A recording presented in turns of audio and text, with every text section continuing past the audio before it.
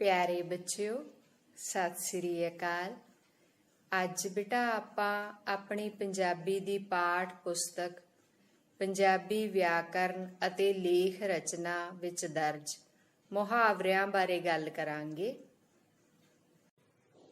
ਬੱਚਿਓ, ਸਭ ਤੋਂ ਪਹਿਲਾਂ ਅਸੀਂ ਇਹ ਜਾਣਦੇ ਹਾਂ ਕਿ ਮੁਹਾਵਰੇ ਹੁੰਦੇ ਕੀ ਹੈ। ਮੁਹਾਵਰੇ ਬੇਟਾ ਸ਼ਬਦਾਂ ਦੇ ਉਸ ਇਕੱਠ ਨੂੰ ਕਿਹਾ ਜਾਂਦਾ ਹੈ ਜਿਨ੍ਹਾਂ ਦੇ ਸ਼ਬਦੀ ਅਰਥ ਹੋਰ ਹੋਣ ਤੇ ਭਾਵ ਅਰਥ ਹੋਰ ਹੋਣ। ਸ਼ਬਦੀ ਅਰਥ ਜੋ ਸਾਨੂੰ ਸਾਹਮਣੇ ਸ਼ਬਦ ਦੇ ਵਿੱਚ ਦਿਖਾਈ ਦਿੰਦੇ ਹੈ ਤੇ ਭਾਵ ਅਰਥ ਜੋ ਉਹਨਾਂ ਸ਼ਬਦਾਂ ਦੇ ਵਿੱਚ ਲੁਕੇ ਹੋਏ ਹੈ। ਉਹ ਕਿਸ ਤਰ੍ਹਾਂ? ਜਿਵੇਂ ਬੇਟਾ ਇੱਕ ਮੁਹਾਵਰਾ ਹੈ, ਇੱਟ ਨਾਲ ਇੱਟ ਖੜਕਾਉਣੀ, ਤਾਂ ਇਸ ਮੁਹਾਵਰੇ ਤੋਂ ਭਾਵ ਦੋ ਇੱਟਾਂ ਨੂੰ ਆਪਸ ਵਿੱਚ ਖੜਕਾਉਣਾ ਨਹੀਂ ਹੁੰਦਾ। ਜਦ ਕਿ ਇਹ ਸ਼ਬਦ ਪੜ੍ਹਨ ਤੇ ਸਾਨੂੰ ਇਵੇਂ ਹੀ ਲੱਗਦਾ ਕਿ ਇੱਟ ਨਾਲ ਇੱਟ ਖੜਕਾਉਣੀ ਭਾਵ ਦੋ ਇੱਟਾਂ ਨੂੰ ਆਪਸ ਵਿੱਚ ਖੜਕਾਉਣਾ, ਪਰ ਜਿਹੜੇ ਇਹਦੇ ਭਾਵ ਹੈ ਅਸਲ ਦੇ ਵਿੱਚ ਉਹ ਹੈ ਬੁਰੀ ਤਰ੍ਹਾਂ ਨਾਲ ਤਬਾਹ ਕਰ ਦੇਣਾ ਜਾਂ ਪੂਰਾ ਤਬਾਹ ਕਰ ਦੇਣਾ। ਤਾਂ ਇਹ ਜਿਹੜੇ ਨੇ ਇਸ ਦੇ ਭਾਵ ਅਰਥ ਨੇ। ਤਾਂ ਇਹਨਾਂ ਭਾਵ ਅਰਥਾਂ ਨੂੰ ਧਿਆਨ ਵਿੱਚ ਰੱਖ ਕੇ ਅਸੀਂ ਇਸ ਮੁਹਾਵਰੇ ਦਾ ਵਾਕ ਬਣਾਵਾਂਗੇ। ਤਾਂ ਇਸੇ ਲਈ ਅਸੀਂ ਕਹਿੰਦੇ ਹਾਂ ਕਿ ਮੁਹਾਵਰੇ ਦੇ ਸ਼ਾਬਦਿਕ ਅਰਥ ਹੈ ਜਿਹੜੇ ਉਹ ਹੋਰ ਹੁੰਦੇ ਹੈ, ਜਦ ਕਿ ਭਾਵ ਅਰਥ ਉਸ ਦੇ ਵਿੱਚ ਜੋ ਛੁਪੇ ਹੋਏ ਹੁੰਦੇ ਹੈ ਉਹ ਹੋਰ ਹੁੰਦੇ ਹੈ। ਅੱਗੇ ਇਸ ਦੀ ਬੇਟਾ ਇੱਕ ਹੋਰ ਵਿਸ਼ੇਸ਼ਤਾ ਇਹ ਹੈ ਕਿ ਇਹ ਜਿਹੜਾ ਸ਼ਬਦ ਸਮੂਹ ਹੁੰਦਾ ਹੈ ਉਹਦਾ ਅੰਤਿਮ ਸ਼ਬਦ ਭਾਵਾਰਥ ਕਾਰਦੰਤਕ ਹੁੰਦਾ ਹੈ। ਇਹਦਾ ਕੀ ਅਰਥ ਹੈ ਬੱਚਿਓ? ਇਹਦਾ ਅਰਥ ਇਹ ਹੈ ਕਿ ਇਹ ਸ਼ਬਦ ਧਾਤੂ ਦੇ ਅੰਤ ਵਿੱਚ ਣਾ, ਣੀ, ਨਾ, ਨੀ ਵਧਾ ਕੇ ਬਣਦੇ ਹੈ। ਉਦਾਹਰਨ ਵਜੋਂ ਇੱਕ ਮੁਹਾਵਰਾ ਹੈ ਭੰਗ ਦੇ ਭਾੜੇ ਜਾਣਾ। ਹੁਣ ਇਹਦਾ ਅਰਥ ਹੈ ਐਵੇਂ ਨਾਸ ਹੋਣਾ, ਜਾਂ ਬੇੜੀਆਂ 'ਚ ਵੱਟੇ ਪਾਉਣੇ। ਇਹਦਾ ਅਰਥ ਹੈ ਬਰਬਾਦ ਕਰਨਾ, ਜਾਂ ਅੱਗ ਦੇ ਭਾਅ ਹੋਣਾ ਭਾਵ ਬਹੁਤ ਮਹਿੰਗਾਈ ਹੋਣੀ। ਤਾਂ ਜੇ ਅਸੀਂ ਇਹਨਾਂ ਮੁਹਾਵਰਿਆਂ ਨੂੰ ਧਿਆਨ ਨਾਲ ਦੇਖੀਏ ਤਾਂ ਬੇਟਾ ਇਹਨਾਂ ਦੇ ਅਖੀਰ ਦੇ ਵਿੱਚ ਣਾ, ਣੇ ਸ਼ਬਦ ਹੈ ਜਿਹੜੇ ਉਹ ਵਰਤੇ ਹੋਏ ਹੈ। ਤਾਂ ਇਹ ਸ਼ਬਦ ਧਾਤੂ ਦੇ ਨਾਲ ਲੱਗੇ ਹੋਏ ਨੇ।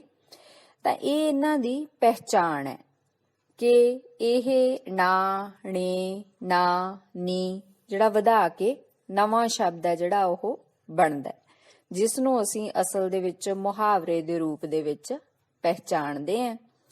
ਤੇ ਬੱਚਿਓ, ਵਾਕ ਦੇ ਵਿੱਚ ਜਦੋਂ ਅਸੀਂ ਇਸ ਦੀ ਵਰਤੋਂ ਕਰਦੇ ਹਾਂ ਮੁਹਾਵਰੇ ਦੀ, ਤਾਂ ਕਿਰਿਆ ਦੇ ਵਚਨ, ਲਿੰਗ, ਪੁਰਖ ਦੇ ਕਾਲ ਵਿੱਚ ਪਰਿਵਰਤਨ ਹੋ ਸਕਦਾ।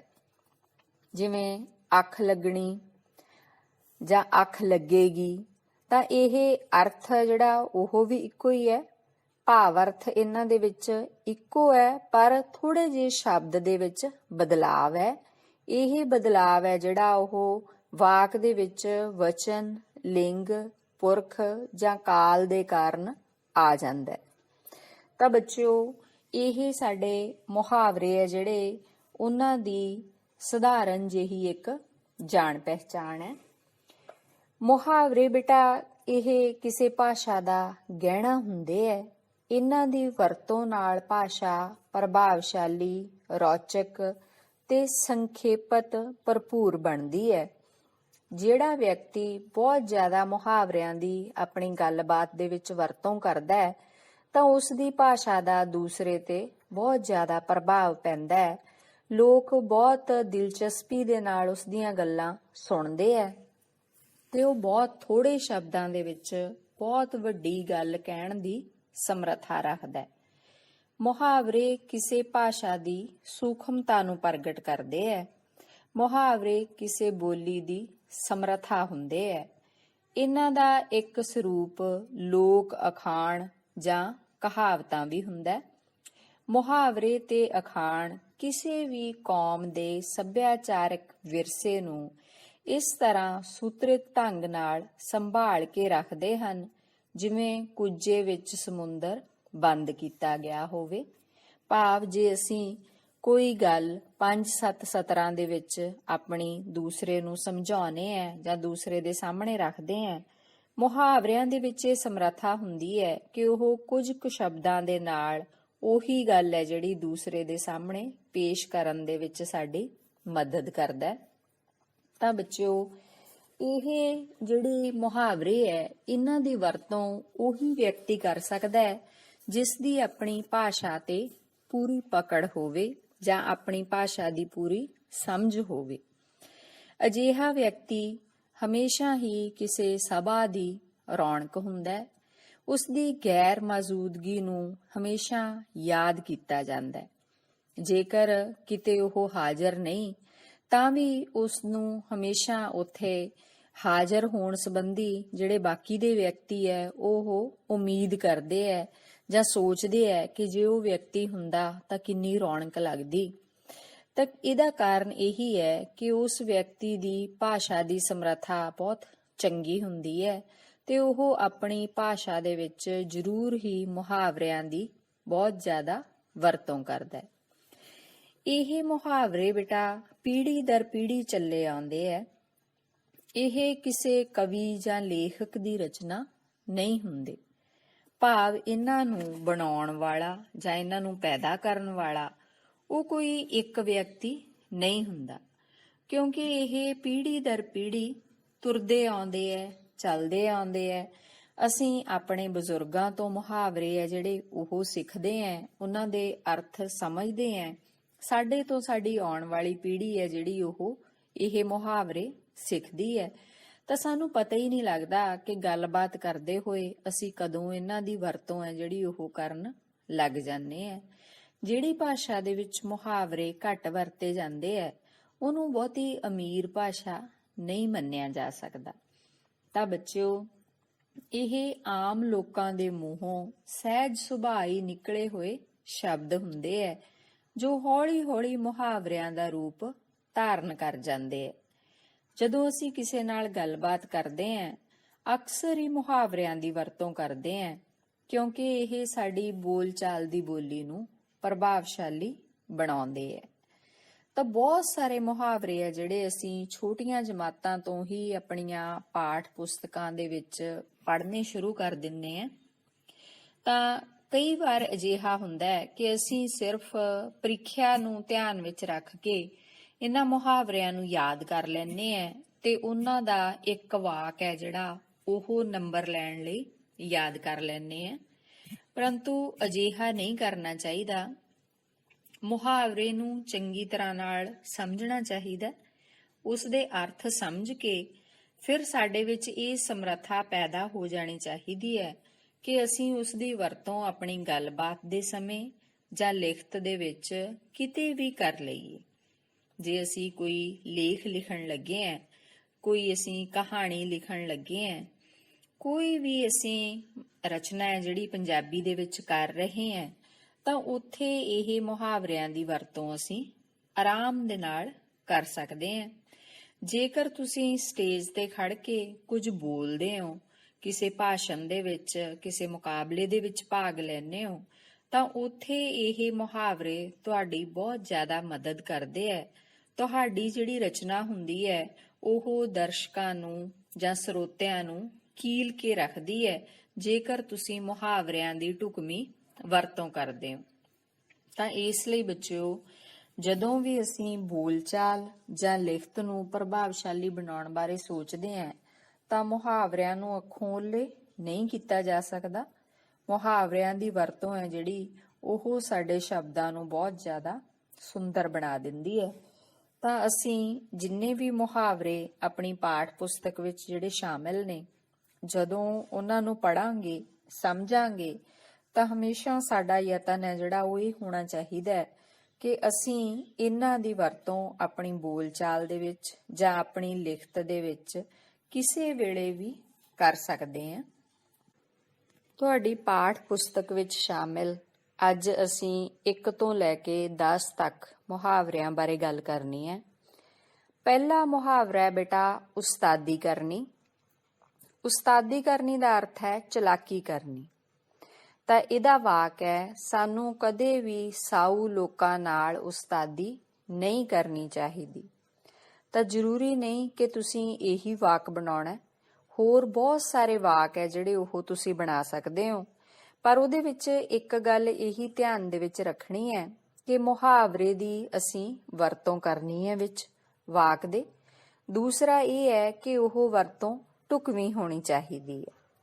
ਇਹਦੇ ਹੋਰ ਵਾਕ ਹੋ ਸਕਦੇ ਨੇ, ਜਿਵੇਂ ਉਸਤਾਦੀ ਕਰਕੇ ਆਪਣੇ ਕੰਮ ਕਢਵਾਉਣੇ ਮਾੜੀ ਗੱਲ ਹੈ, ਜਾਂ ਰਾਮੂ ਇੰਨਾ ਚਲਾਕ ਹੈ ਕਿ ਉਸ ਨਾਲ ਕੋਈ ਉਸਤਾਦੀ ਨਹੀਂ ਕਰ ਸਕਦਾ। ਤਾਂ ਬਹੁਤ ਚੰਗਾ ਹੋਵੇਗਾ ਕਿ ਜੇਕਰ ਤੁਸੀਂ ਇਸ ਮੁਹਾਵਰੇ ਨੂੰ ਸਮਝ ਕੇ, ਇਹਦੇ ਅਰਥਾਂ ਨੂੰ ਸਮਝ ਕੇ ਆਪਣੀ ਕਾਪੀ ਦੇ ਵਿੱਚ ਜਿਹੜਾ ਵਾਕ ਬਣਾਓ ਉਹ ਇਹਨਾਂ ਸਾਰੇ ਵਾਕਾਂ ਦੇ ਨਾਲੋਂ ਅਲੱਗ ਹੋਵੇ। ਜੇ ਸਾਰੀ ਜਮਾਤ ਦੇ ਵਿੱਚ ਹਰ ਵਿਦਿਆਰਥੀ ਦਾ ਵਾਕ ਹੈ ਜਿਹੜਾ ਉਹ ਅਲੱਗ ਹੋਵੇਗਾ, ਤੁਸੀਂ ਜਮਾਤ ਦੇ ਵਿੱਚ ਸਾਰੇ ਵਾਕ ਹੈ ਜਿਹੜੇ ਉਹ ਸੁਣੋਗੇ, ਤਾਂ ਆਪਣੇ ਆਪ ਹੀ ਤੁਹਾਡੀ ਸ਼ਬਦਾਵਲੀ ਹੈ ਜਿਹੜੀ ਉਹ ਵਿਕਸਿਤ ਹੋਵੇਗੀ। ਅਗਲਾ ਵਾਕ ਹੈ ਬੇਟਾ ਉੱਲੂ ਬੋਲਣੇ। ਉੱਲੂ ਬੋਲਣੇ ਦਾ ਅਰਥ ਹੈ ਸੁੰਨਸਾਨ ਹੋਣਾ, ਜਾਂ ਅਸੀਂ ਕਹਿ ਸਕਦੇ ਹਾਂ ਉਜਾੜ ਹੋਣਾ। ਤਾਂ ਇਹਦਾ ਵਾਕ ਅਸੀਂ ਬਣਾ ਸਕਦੇ ਹਾਂ, ਵਿਦੇਸ਼ਾਂ ਵਿੱਚ ਗਏ ਲੋਕਾਂ ਦੇ ਘਰਾਂ ਵਿੱਚ ਉੱਲੂ ਬੋਲਦੇ ਹਨ। ਤਾਂ ਇਸ ਤੋਂ ਇਲਾਵਾ ਹੋਰ ਵੀ ਤੁਸੀਂ ਵਾਕ ਬਣਾ ਸਕਦੇ ਹੋ, ਜਿਵੇਂ ਹਰਨਾਮ ਸਿੰਘ ਦੇ ਪਰਿਵਾਰ ਦੇ ਅਮਰੀਕਾ ਚਲੇ ਜਾਣ ਤੇ ਉਹਨਾਂ ਦੇ ਘਰ ਵਿੱਚ ਉੱਲੂ ਬੋਲਦੇ ਹਨ। ਤਾਂ ਉੱਲੂ ਬੋਲਣਾ ਮਤਲਬ ਸੁੰਨਸਾਨ ਹੋਣੀ ਜਾਂ ਉਜਾੜ ਹੋਣਾ, ਭਾਵ ਕੋਈ ਵੀ ਨਾ ਹੋਣਾ। ਤਾਂ ਇਹ ਵਾਕਾਂ ਤੋਂ ਇਲਾਵਾ ਤੁਸੀਂ ਆਪਣੇ ਵੱਲੋਂ ਵੀ ਹੋਰ ਵਾਕ ਬਣਾਉਣ ਦਾ ਯਤਨ ਕਰਨਾ ਹੈ ਕਿ ਉੱਲੂ ਬੋਲਣੇ ਦਾ ਅਰਥ ਇਹ ਹੈ ਕਿ ਆਸੇ-ਪਾਸੇ ਬਿਲਕੁਲ ਸੰਨਾਟਾ ਹੋਣਾ। ਤੀਸਰਾ ਵਾਕ ਹੈ ਬੇਟਾ ਉਂਗਲਾਂ ਤੇ ਨਚਾਉਣਾ। ਉਂਗਲਾਂ ਤੇ ਨਚਾਉਣਾ ਦਾ ਅਰਥ ਹੈ ਕਿਸੇ ਨੂੰ ਵੱਸ ਵਿੱਚ ਰੱਖਣਾ, ਯਾਨੀ ਕਿ ਕਿਸੇ ਦੇ ਉੱਤੇ ਆਪਣੀ ਹਕੂਮਤ ਕਰਨੀ, ਜਾਂ ਜਿਵੇਂ ਅਸੀਂ ਚਾਹੀਏ ਉਵੇਂ ਕਿਸੇ ਤੋਂ ਕਰਾਉਣਾ। ਤਾਂ ਇਹਦਾ ਵਾਕ ਹੈ ਸੁਲਤਾਨਾ ਸਭ ਨੂੰ ਆਪਣੀਆਂ ਉਂਗਲਾਂ ਤੇ ਨਚਾਉਣਾ ਜਾਣਦੀ ਹੈ। ਤਾਂ ਇਹ ਇੱਕ ਵਾਕ ਹੋ ਸਕਦਾ ਹੈ। ਹੋਰ ਵੀ ਤੁਸੀਂ ਆਪਣੇ ਵੱਲੋਂ ਵਾਕ ਬਣਾ ਸਕਦੇ ਹੋ ਕਿ ਪੜ੍ਹੀ ਲਿਖੀ ਔਰਤ ਆਪਣੇ ਅਨਪੜ੍ਹ ਪਤੀ ਨੂੰ ਉਂਗਲਾਂ ਤੇ ਨਚਾਉਂਦੀ ਰਹਿੰਦੀ ਹੈ, ਜਾਂ ਜੋ ਤੁਹਾਡੇ ਮਨ ਦੇ ਵਿੱਚ ਆਵੇ।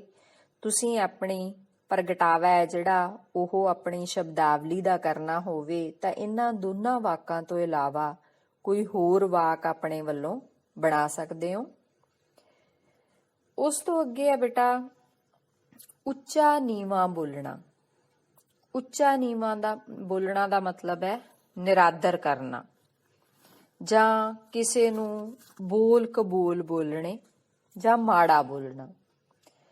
ਤਾਂ ਇਹਦਾ ਅਸੀਂ ਵਾਕ ਬਣਾ ਸਕਦੇ ਹਾਂ, ਸਿਆਣੇ ਬੱਚੇ ਆਪਣੇ ਤੋਂ ਵੱਡਿਆਂ ਸਾਹਮਣੇ ਕਦੇ ਵੀ ਉੱਚਾ ਨੀਵਾਂ ਨਹੀਂ ਬੋਲਦੇ। ਇਸ ਤੋਂ ਇਲਾਵਾ ਬੇਟਾ ਹੋਰ ਵਾਕ ਹੋ ਸਕਦਾ ਹੈ, ਮੇਰੇ ਨਾਲ ਉੱਚਾ ਨੀਵਾਂ ਬੋਲਣ ਦੀ ਲੋੜ ਨਹੀਂ, ਪੈਸੇ ਤੁਹਾਡੇ ਘਰ ਪਹੁੰਚ ਜਾਣਗੇ। ਤਾਂ ਇਹ ਜਿਹੜੇ ਅਸੀਂ ਵਾਕ ਬਣਾ ਰਹੇ ਹਾਂ, ਮੈਂ ਤੁਹਾਨੂੰ ਦੱਸ ਰਹੀ ਹਾਂ ਬਾਰ-ਬਾਰ ਕਿ ਬਹੁਤ ਚੰਗਾ ਹੋਊਗਾ ਜੇ ਤੁਸੀਂ ਆਪਣੀ ਕਾਪੀ ਦੇ ਵਿੱਚ ਜਦੋਂ ਵਾਕ ਲਿਖਣੇ ਹੈ ਉਦੋਂ ਇਹ ਵਾਕ ਨਾ ਲਿਖੋ, ਇਹਨਾਂ ਨੂੰ ਸਮਝ ਕੇ ਇਹਨਾਂ ਦੀ ਤਰ੍ਹਾਂ ਹੀ ਹੋਰ ਵਾਕ ਹੈ ਜਿਹੜੇ ਉਹ ਬਣਾਉਣ ਦੀ ਕੋਸ਼ਿਸ਼ ਕਰੋ। ਪਰ ਉਹ ਤਾਂ ਹੀ ਸੰਭਵ ਹੋ ਸਕਦਾ ਹੈ ਜੇਕਰ ਤੁਸੀਂ ਇਹਨਾਂ ਦੇ ਅਰਥਾਂ ਨੂੰ ਸਮਝੋਗੇ। ਬਹੁਤੀ ਵਾਰ ਅਜਿਹਾ ਹੁੰਦਾ ਹੈ ਕਿ ਅਸੀਂ ਮੁਹਾਵਰਾ ਜਿਹੜਾ ਉਹ ਪੜ੍ਹਦੇ ਹਾਂ, ਉਸ ਤੋਂ ਬਾਅਦ ਸਿੱਧਾ ਉਸ ਦਾ ਵਾਕ ਬਣਾ ਦਿੰਦੇ ਹਾਂ। ਇਹ ਗਲਤ ਢੰਗ ਹੈ, ਕਿਉਂਕਿ ਪਹਿਲਾਂ ਉਹਦਾ ਅਰਥ ਹੈ ਜਿਹੜਾ ਉਹ ਸਾਨੂੰ ਸਮਝਣਾ ਚਾਹੀਦਾ ਤੇ ਆਪਣੀ ਕਾਪੀ ਦੇ ਵਿੱਚ ਵੀ ਲਿਖਣਾ ਚਾਹੀਦਾ।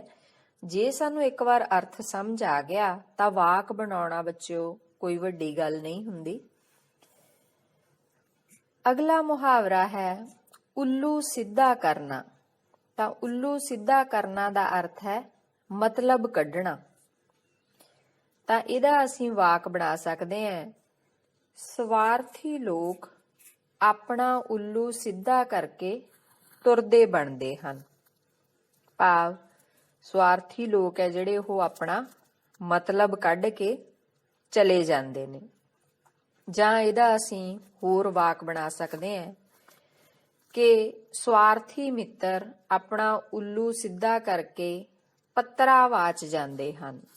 ਤਾਂ ਇਹ ਦੋ ਮੁਹਾਵਰੇ ਹੋ ਗਏ ਇੱਕੋ ਵਾਕ ਦੇ ਵਿੱਚ। ਪੱਤਰਾਵਾਚ ਜਾਣਾ, ਵੀ ਪੱਤਰਾਵਾਚ ਜਾਣਾ ਦਾ ਅਰਥ ਹੈ ਭੱਜ ਜਾਣਾ, ਦੌੜ ਜਾਣਾ ਜਾਂ ਦੂਰ ਹੋ ਜਾਣਾ।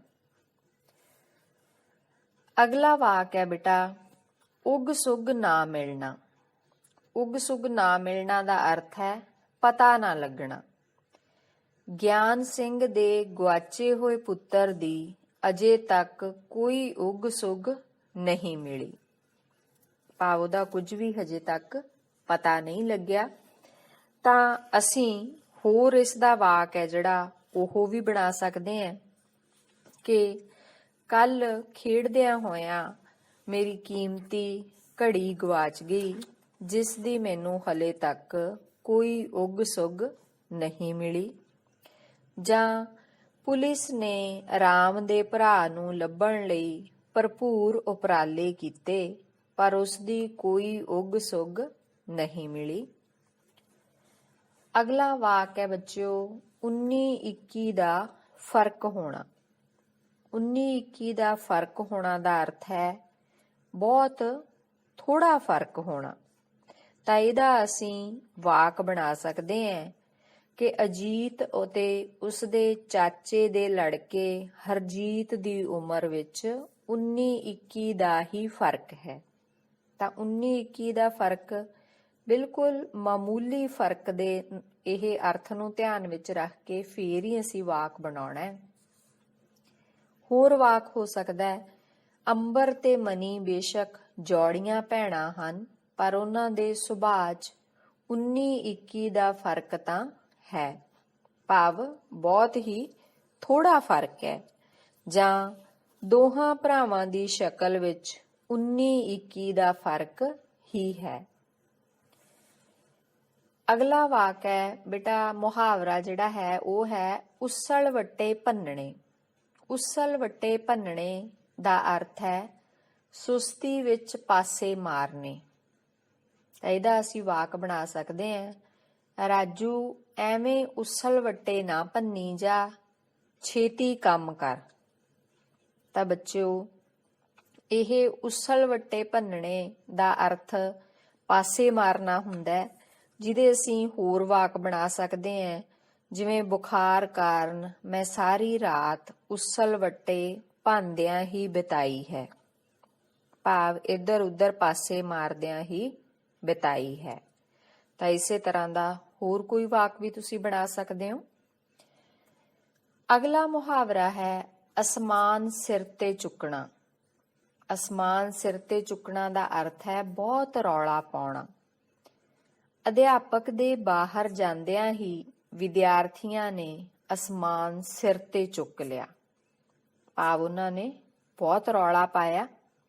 ਤਾਂ ਇਸ ਤੋਂ ਇਲਾਵਾ ਅਸੀਂ ਹੋਰ ਇਸ ਦੇ ਕਾਫੀ ਵਾਕ ਬਣਾ ਸਕਦੇ ਹਾਂ ਅਸਮਾਨ ਸਿਰ ਦੇ ਉੱਤੇ ਚੱਕਣਾ ਦਾ। ਉਦਾਹਰਨ ਵਜੋਂ ਬੱਚਿਓ ਕਿ ਜਦੋਂ ਮੈਂ ਆਪਣੇ ਘਰ ਦੇ ਵਿੱਚੋਂ ਬਾਹਰ ਆਈ ਤਾਂ ਪਿੱਛੋਂ ਬੱਚਿਆਂ ਨੇ ਅਸਮਾਨ ਸਿਰ ਤੇ ਚੱਕ ਲਿਆ। ਜਾਂ ਜਦੋਂ ਮਾਂ-ਬਾਪ ਜ਼ਰੂਰੀ ਕੰਮ ਕਾਰਨ ਘਰੋਂ ਬਾਹਰ ਨਿਕਲੇ, ਪਿੱਛੋਂ ਬੱਚਿਆਂ ਨੇ ਅਸਮਾਨ ਸਿਰ ਉੱਤੇ ਚੱਕ ਲਿਆ। ਤਾਂ ਇਹ ਜ਼ਿਆਦਾ ਰੌਲਾ ਪਾਉਣ ਨਾਲ ਸੰਬੰਧਿਤ ਵਾਕ ਹੈ, ਜਿਹਦੇ ਕਰਕੇ ਅਸੀਂ ਬੱਚੇ ਹੈ ਜਿਹੜੇ ਉਹਨਾਂ ਦੇ ਨਾਲ ਸੰਬੰਧਿਤ ਇਹ ਵਾਕ ਹੈ ਜਿਹੜਾ ਉਹ ਬਣਾਉਣੇ ਹੈ ਜ਼ਿਆਦਾ। ਕੋਈ ਹੋਰ ਵਾਕ ਜੋ ਤੁਸੀਂ ਚੰਗਾ ਸਮਝੋ ਉਹ ਵੀ ਬਣਾ ਸਕਦੇ ਹੋ। ਅਗਲਾ ਵਾਕ ਹੈ ਬੱਚਿਓ ਅੱਖਾਂ ਚੁਰਾਉਣਾ। ਇਹ ਮੁਹਾਵਰਾ ਹੈ। ਉਹਦਾ ਅਰਥ ਹੈ ਸ਼ਰਮ ਮਹਿਸੂਸ ਕਰਨੀ। ਇਹਦਾ ਅਸੀਂ ਵਾਕ ਬਣਾਵਾਂਗੇ ਕੋਈ ਅਜਿਹਾ ਕੰਮ ਨਾ ਕਰੋ ਜਿਸ ਕਰਕੇ ਆਪਣੇ ਆਪ ਤੋਂ ਹੀ ਅੱਖਾਂ ਚੁਰਾਉਣੀਆਂ ਪੈ ਜਾਣ। ਭਾਵ ਤੁਸੀਂ ਆਪਣੇ ਆਪ ਨੂੰ ਹੀ ਜਵਾਬ ਨਾ ਦੇ ਸਕੋ। ਕੋਈ ਅਜਿਹਾ ਕੰਮ ਸਾਨੂੰ ਨਹੀਂ ਕਰਨਾ ਚਾਹੀਦਾ। ਤਾਂ ਇਸ ਲਈ ਤੁਸੀਂ ਹੋਰ ਵਾਕ ਹੈ ਜਿਹੜਾ ਉਹ ਵੀ ਬਣਾ ਸਕਦੇ ਹੋ ਕਿ ਜਦੋਂ ਸ਼ਾਮ ਚੋਰੀ ਕਰਦਾ ਫੜਿਆ ਗਿਆ ਤਾਂ ਉਹ ਜਮਾਤ ਦੇ ਵਿੱਚ ਦੂਸਰੇ ਸਹਿਪਾਠੀਆਂ ਤੋਂ ਅੱਖਾਂ ਚੁਰਾਉਣ ਲੱਗ ਪਿਆ।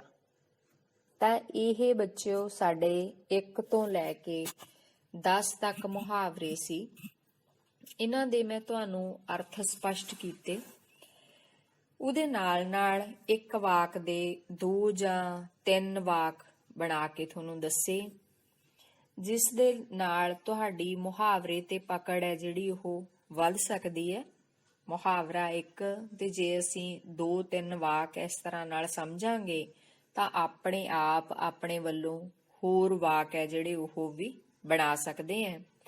ਇਹ ਤੁਹਾਡੇ ਵਿੱਚ ਮੁਹਾਰਤ ਤਾਂ ਪੈਦਾ ਹੋ ਸਕਦੀ ਹੈ ਜੇਕਰ ਤੁਸੀਂ ਜਮਾਤ ਦੇ ਵਿੱਚ ਆਪਣੇ ਵੱਲੋਂ ਕਿਸੇ ਮੁਹਾਵਰੇ ਦਾ ਵਾਕ ਬਣਾਉਂਦੇ ਹੋ ਤੇ ਉਹ ਆਪਣੇ ਸਹਿਪਾਠੀ ਦੇ ਨਾਲ ਸਾਂਝਾ ਕਰਦੇ ਹੋ, ਫਿਰ ਉਹ ਕਿਸੇ ਹੋਰ ਵਾਕ ਦੇ ਉੱਤੇ ਤੁਹਾਡੇ ਨਾਲ ਸਲਾਹ ਮਸ਼ਵਰਾ ਕਰਦਾ ਹੈ।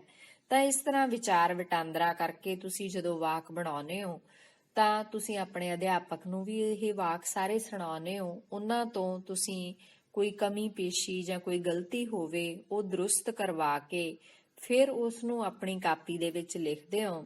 ਤਾਂ ਤੁਸੀਂ ਹੌਲੀ-ਹੌਲੀ ਇਹ ਮਹਿਸੂਸ ਕਰੋਗੇ ਕਿ ਪ੍ਰੀਖਿਆ ਦੇ ਵਿੱਚ ਤਾਂ ਤੁਹਾਡੇ ਸਾਰੇ ਇਹ ਮੁਹਾਵਰੇ ਹੈ ਜਿਹੜੇ ਉਹਨਾਂ ਨੂੰ ਵਾਕਾਂ ਵਿੱਚ ਵਰਤੋਂ ਤੁਹਾਡਾ ਇਹ ਪ੍ਰਸ਼ਨ ਠੀਕ ਹੋਊਗਾ ਹੀ, ਪਰ ਨਾਲ ਹੀ ਤੁਸੀਂ ਆਪਣੀ ਗੱਲਬਾਤ ਦੇ ਵਿੱਚ ਵੀ ਇਹਨਾਂ ਮੁਹਾਵਰਿਆਂ ਦੀ ਵਰਤੋਂ ਹੈ ਜਿਹੜੀ ਉਹ ਕਰਨ ਲੱਗ ਪਾਓਗੇ। ਜਿਵੇਂ ਮੈਂ ਤੁਹਾਨੂੰ ਦੱਸਿਆ ਕਿ ਕੋਈ ਨਾ ਕੋਈ ਅਸੀਂ ਸਾਹਿਤਿਕ ਰਚਨਾ ਕਈ ਵਾਰ ਕਰਦੇ ਹਾਂ। ਵਿਦਿਆਰਥੀਆਂ ਨੂੰ ਰੁਚੀ ਹੁੰਦੀ ਹੈ ਕਿ ਉਹ ਆਪਣੇ ਵੱਲੋਂ ਕਹਾਣੀ ਲਿਖਦੇ ਹੈ, ਕੋਈ ਪੈਰਾ ਰਚਨਾ ਕਰਦੇ ਹੈ, ਕੋਈ ਲੇਖ ਲਿਖਦੇ ਹੈ। ਉਸ ਦੇ ਵਿੱਚ ਜਦੋਂ ਤੁਹਾਡੀ ਇਹ ਮੁਹਾਵਰਿਆਂ ਤੇ ਪਕੜ ਬਣ ਗਈ ਤਾਂ ਤੁਸੀਂ ਇਹਨਾਂ ਮੁਹਾਵਰਿਆਂ ਦੀ ਵਰਤੋਂ ਉਹਨਾਂ ਆਪਣੀਆਂ ਸਿਰਜਣਾਵਾਂ ਦੇ ਵਿੱਚ ਵੀ ਕਰ ਸਕਦੇ ਹੋ, ਜਿਸ ਦੇ ਨਾਲ ਤੁਹਾਡੀ ਸਾਹਿਤਿਕ ਰਚਨਾ ਹੈ ਜਿਹੜੀ ਉਹ ਬਹੁਤ ਪ੍ਰਭਾਵਸ਼ਾਲੀ ਬਣ ਸਕਦੀ ਹੈ। ਜੇਕਰ ਤੁਸੀਂ ਭਾਸ਼ਣ ਮੁਕਾਬਲਿਆਂ ਦੇ ਵਿੱਚ ਭਾਗ ਲੈਂਦੇ ਹੋ, ਸਟੇਜ ਤੇ ਖੜ ਕੇ ਆਪਣੀ ਗੱਲ ਕਹਿੰਦੇ ਹੋ, ਤਾਂ ਉੱਥੇ ਵੀ ਤੁਹਾਡੀ ਗੱਲਬਾਤ ਹੈ ਜਿਹੜੀ ਉਹ ਬੜੀ ਰੌਚਕਤਾ ਦੇ ਨਾਲ ਸਰੋਤਿਆਂ ਦੁਆਰਾ ਸੁਣੀ ਜਾਵੇਗੀ ਜੇਕਰ ਤੁਸੀਂ ਉਸ ਦੇ ਵਿੱਚ ਇਹਨਾਂ ਮੁਹਾਵਰਿਆਂ ਦੀ ਢੁਕਵੀਂ ਵਰਤੋਂ ਕਰੋਗੇ। ਪਰ ਨਾਲ ਹੀ ਬੇਟਾ ਇਹ ਧਿਆਨ ਵੀ ਰੱਖਣਾ ਹੈ ਕਿ ਕਈ ਵਾਰ ਅਰਥ ਦਾ ਅਨਰਥ ਹੋ ਜਾਂਦਾ ਹੈ ਜੇਕਰ ਅਸੀਂ ਢੁਕਵਾਂ ਮੁਹਾਵਰਾ ਹੈ ਜਿਹੜਾ ਉਸ ਦੀ ਵਰਤੋਂ ਨਹੀਂ ਕਰਦੇ ਜਾਂ ਮੁਹਾਵਰੇ ਦੇ ਅਰਥਾਂ ਨੂੰ ਅਸੀਂ ਚੰਗੀ ਤਰ੍ਹਾਂ ਦੇ ਨਾਲ ਨਹੀਂ ਸਮਝਿਆ ਹੁੰਦਾ ਤੇ ਉਸ ਦੀ ਵਰਤੋਂ ਅਸੀਂ ਗਲਤ ਕਰ ਦਿੰਦੇ ਹਾਂ। ਤਾਂ ਉੱਥੇ ਸਾਡੀ ਸਥਿਤੀ ਹੈ ਜਿਹੜੀ ਕਾਫੀ ਹਾਸੋਹੀਣੀ ਹੋ ਜਾਂਦੀ ਹੈ। ਤਾਂ ਉਹ ਕੋਈ ਬਹੁਤੀ ਵੱਡੀ ਗੱਲ ਨਹੀਂ, ਸੁਧਾਰ ਹੈ ਜਿਹੜਾ ਉਹ ਕੀਤਾ ਜਾ ਸਕਦਾ ਹੈ, ਪਰ ਸੁਧਾਰ ਹਮੇਸ਼ਾ ਅਭਿਆਸ ਦੇ ਨਾਲ ਹੀ ਹੁੰਦਾ ਹੈ। ਇਹਦੇ ਲਈ ਬਹੁਤ ਜ਼ਰੂਰੀ ਹੈ ਕਿ ਤੁਸੀਂ ਅਭਿਆਸ ਕਰਦੇ ਰਹੋ। ਸਿਰਫ ਆਪਣੀ ਪਾਠ ਪੁਸਤਕ ਤੇ ਨਿਰਭਰ ਨਾ ਹੋਵੋ। ਆਪਣੇ ਮਾਤਾ ਪਿਤਾ ਨਾਲ ਜਾਂ ਘਰ ਦੇ ਵਿੱਚ ਜਿਹੜੇ ਬਜ਼ੁਰਗ ਨੇ ਤੁਹਾਡੇ ਦਾਦਾ ਦਾਦੀ ਜਾਂ ਨਾਨਾ ਨਾਨੀ, ਉਹਨਾਂ ਕੋਲ ਇਹ ਸ਼ਬਦ ਭੰਡਾਰ ਹੈ ਜਿਹੜਾ ਬਹੁਤ ਜ਼ਿਆਦਾ ਹੁੰਦਾ ਹੈ। ਪੁਰਾਣੇ ਲੋਕ ਹੈ ਜਿਹੜੇ ਉਹਨਾਂ ਦੀ ਬੋਲਚਾਲ ਹੈ ਜਿਹੜੀ ਉਹ ਬਹੁਤ ਅਮੀਰ ਹੁੰਦੀ ਹੈ। ਜੇਕਰ ਤੁਸੀਂ ਉਹਨਾਂ ਕੋਲ ਬੈਠੋ, ਉਹਨਾਂ ਦੀਆਂ ਗੱਲਾਂ ਸੁਣੋ, ਤਾਂ ਆਪਣੇ ਆਪ ਤੁਸੀਂ ਮਹਿਸੂਸ ਕਰੋਗੇ ਕਿ ਉਹਨਾਂ ਦੀ ਬੋਲਚਾਲ ਦੇ ਵਿੱਚ ਮੁਹਾਵਰੇ ਹੈ ਜਿਹੜੇ ਉਹ ਆਪ ਮੁਹਾਰੇ ਹੀ ਮੂੰਹਾਂ ਦੇ ਵਿੱਚੋਂ ਡਿੱਗਦੇ ਹੈ। ਤਾਂ ਉਹਨਾਂ ਦੀ ਸੰਗਤ ਦੇ ਨਾਲ ਤੁਸੀਂ ਆਪਣੀ ਪਕੜ ਹੈ ਜਿਹੜੀ ਉਹ ਵੀ ਮੁਹਾਵਰਿਆਂ ਤੇ ਆਸਾਨੀ ਦੇ ਨਾਲ ਬਣਾ ਸਕਦੇ ਹੋ ਤੇ ਆਪਣੀ ਭਾਸ਼ਾ ਨੂੰ ਬਹੁਤ ਜ਼ਿਆਦਾ ਅਮੀਰ ਕਰ ਸਕਦੇ ਹੋ। ਤਾਂ ਮੈਂ ਉਮੀਦ ਕਰਦੀ ਹਾਂ ਕਿ ਤੁਸੀਂ ਆਪਣੀ ਭਾਸ਼ਾ ਨੂੰ ਅਮੀਰ ਬਣਾਉਣ ਦੇ ਲਈ ਇਹਨਾਂ ਮੁਹਾਵਰਿਆਂ ਦਾ ਚੰਗਾ ਅਭਿਆਸ ਕਰੋਗੇ ਤੇ ਇਹਨਾਂ ਨੂੰ ਚੰਗੀ ਤਰ੍ਹਾਂ ਦੇ ਨਾਲ ਸਮਝ ਕੇ ਇਹਨਾਂ ਦੀ ਢੁਕਵੀਂ ਵਰਤੋਂ ਹੈ ਜਿਹੜੀ ਉਹ ਕਰੋਗੇ, ਜਿਸ ਦੇ ਨਾਲ ਤੁਹਾਨੂੰ ਪ੍ਰੀਖਿਆ ਦੇ ਵਿੱਚ ਵੀ ਚੰਗੇ ਨੰਬਰ ਹੈ ਜਿਹੜੇ ਉਹ ਪ੍ਰਾਪਤ ਹੋਣਗੇ। ਨਾਲ ਹੀ ਇਹ ਜਿਹੜੀ ਤੁਹਾਡੀ ਮੁਹਾਰਤ ਹੋਊਗੀ ਉਹ ਸਿਰਫ ਸਕੂਲ ਦੇ ਵਿੱਚ ਹੀ ਨਹੀਂ, ਸਕੂਲ ਤੋਂ ਬਾਅਦ ਅੱਗੇ ਜਦੋਂ ਤੁਸੀਂ ਵੱਡੀਆਂ ਜਮਾਤਾਂ ਦੇ ਵਿੱਚ ਪੜ੍ਹਾਈ ਕਰੋਗੇ ਤਾਂ ਉੱਥੇ ਵੀ ਤੁਹਾਡੀ ਇੱਕ ਅਲੱਗ ਪਹਿਚਾਣ ਬਣਾਉਣ ਦੇ ਵਿੱਚ ਤੁਹਾਡੀ ਸਹਾਇਤਾ ਕਰੂਗੀ। ਧੰਨਵਾਦ।